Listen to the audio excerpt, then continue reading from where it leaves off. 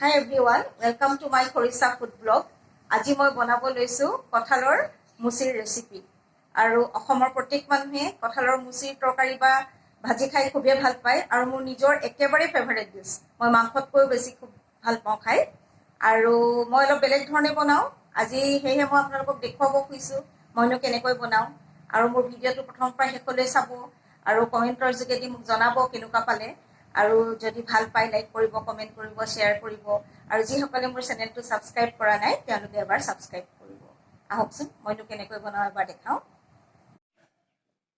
কঁঠালৰ ভাজি বনাবলৈ মই এইখিনি ইনগ্ৰেডিয়েন্টছ লৈছো চাই থাকক আপোনালোকে মই লৈছো এই চামুচখনৰে 2 চামুচ জিৰা জালুক আৰু এটা শুকান জলকীয়াৰ পেষ্ট দুটা কেঁচা জলকীয়া লৈছো ফোৰণ দিবৰ কাৰণে দুটা শুকান জলকীয়া লৈছো এখন চামুচৰে 2 স্পুন মই নহৰু বাটা লৈছো 1 স্পুন আদা বটা লৈছো হালধি লৈছো 2 চামুচ আৰু মই নিমখটো আন্দাজ অনুযায়ী দিম আৰু এনেকৈ গোটা 4টা পিয়াজ লৈছো আৰু এইখিনি মই কঁঠাল লৈছো আৰু মোৰ কঁঠাল ভাজিৰ সিক্ৰেটটো হৈছে মই কঁঠালটো বইল কৰি নলওঁ মই এনেকৈ কেঁচাই কেঁচাই প্ৰেছাৰত ডাইৰেক্ট বনাওঁ আৰু মই লৈছো 1 চামুচ ফোৰণ দিবৰ কাৰণে পাঁচফোৰণ প্ৰেছাৰ কুকাৰ গৰম হৈ গ'ল এতিয়া ইয়াতে মই একেবাৰে আন্দাজ অনুযায়ী তেল দিম কঁঠালৰ পৰিমাণ চাই আপোনালোকে তেল দিব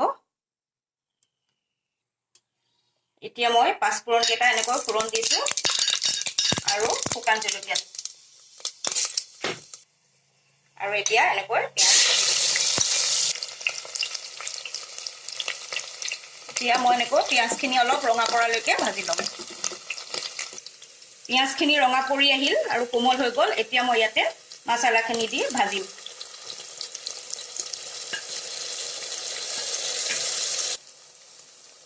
আৰু ইয়াতে মই এনেকৈ অলপমান পানী দিলোঁ দি পেলাই মছলাখিনি পুৰা ফুটাই দিম তেলত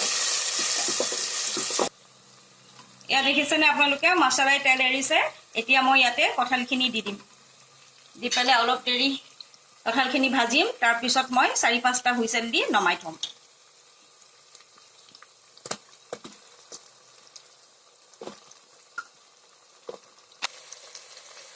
এইখিনি মই অলপ দেৰি এনেকৈ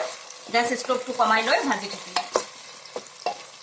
তাৰ পিছত মই পানী দি 4-5টা হুইসেল দি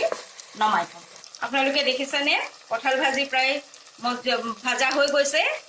এতিয়া মই ইয়াতে আধা চামুচ মিট মছলা দি অলপমান লৰাম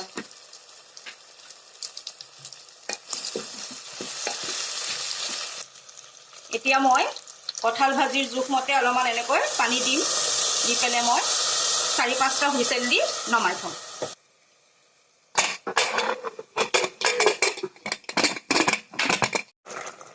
এতিয়া মই নিজৰ আন্দাজ মতে অলপমান নিমখ দিছো